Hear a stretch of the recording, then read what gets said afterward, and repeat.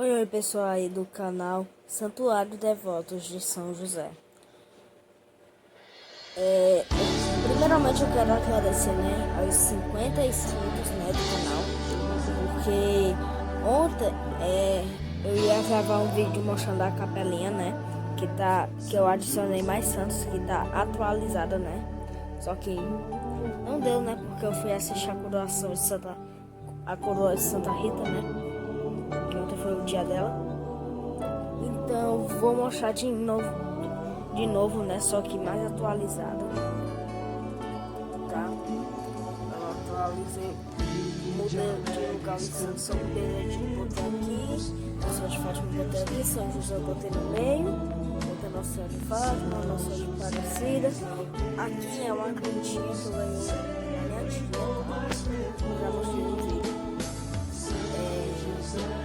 É a cruz de Santa Luzia. Aqui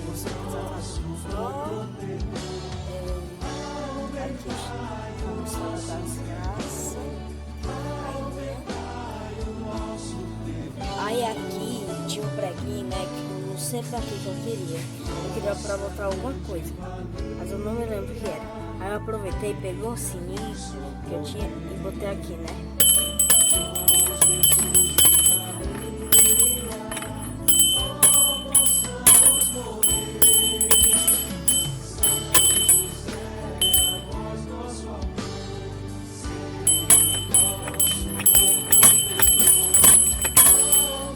Quando quiser chamar pra alguma celebração, daqui da capela,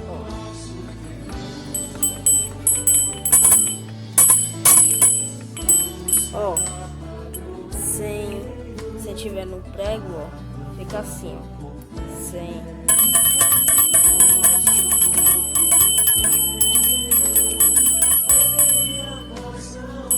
Vamos botar aqui de volta, Aqui é um terço, gigante, que eu ganhei do Evangelizar. Ganhei não. É o Joaquim que me deu, lá do Evangelizar. Deixa eu tirar aqui São José.